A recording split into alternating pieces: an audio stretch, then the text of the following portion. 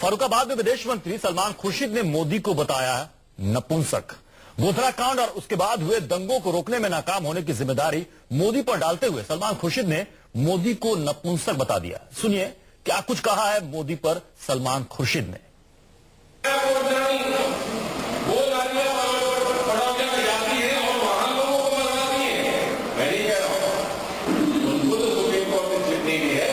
उनको तो सजा हो रही है, उनको तो आपको पूरे आजीवन कारावास की सजा उनको मिली है। वो तो तुम्हारे कैबिनेट की मंत्री थी, उनको नहीं तो हमारा आरोप ये नहीं है कि तुमने मरवाया है, हमारा आरोप ये है कि तुम निपुंसक हो, तुम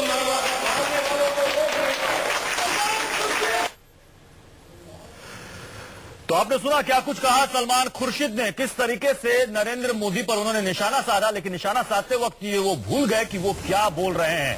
सलमान खुर्शीद ने मोदी को लेकर बहुत ही आपत्तिजनक शब्दों का इस्तेमाल किया है, आपत्तिजनक बयान यहां पर दिया है। मोदी को नपुंसक उन्होंने बता डाला है सलमान खुर्शीद ने। जाहिर तौर पर इस पर बीजेपी की प्रतिक्रिया आनी लाजमी है। और साथ इस वक्त रामेश्वर चौरसिया बीजेपी के नेता हमारे साथ इस पर जुड़ रहे हैं। रामेश्वर जी, आपने सुना होगा क्या कुछ कहा है सलमान खुर्शीद ने।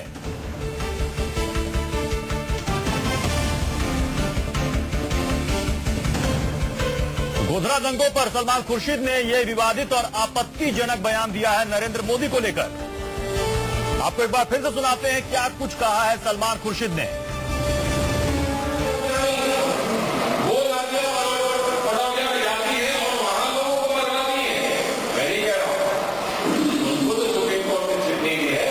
उनको तो सजा हो रही है, उनको तो आपको पूरे आजीवन कारावास की सजा उनको मिली है।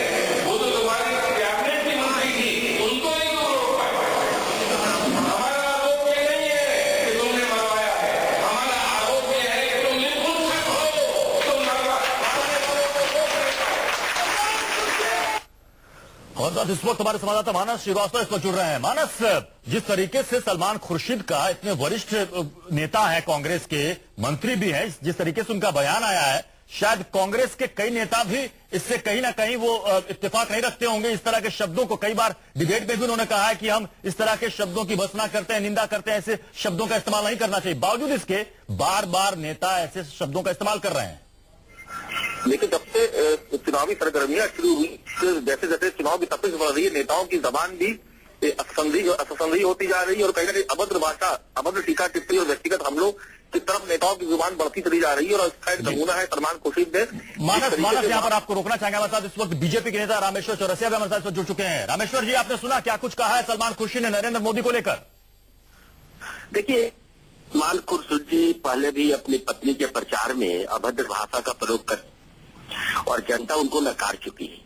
वो हालत तो इनकी वो है कि वहाँ जिस मुस्लिम समुदाय पर भरोसा करते तो वो भी अब नकार चुकी है।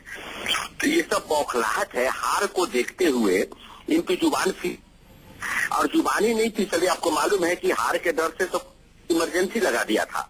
इसीलिए मैं मानता हूँ कि जितने ही ये भाई के बारे में गलत शब्दों का प्रयोग करेंगे, असंवैधानिक प्रयोग करेंगे, और जितनी भी कीचड़ उस भाई मोदी पर कमल उठता जाएगा, इनको दिख रहा है जी। पॉलिटिकल लड़ाई लड़े। रामेश्वर जी, आपको लगता है कि जिस तरीके से आज राजनाथ सिंह जी ने कहा है कि अगर कोई गलती हुई हो तो हम मुसलमानों से माफी मांग लेंगे, आपको लगता नहीं कि शायद उसी की प्रतिक्रिया, लेकिन प्रतिक्रिया देते वक्त शायद वो भूल गए कि उनको शब्दों की मर्यादा का ख्याल रखना चाहिए। पर आरोप लगते रहा है तो गलती सीध होने तो दे।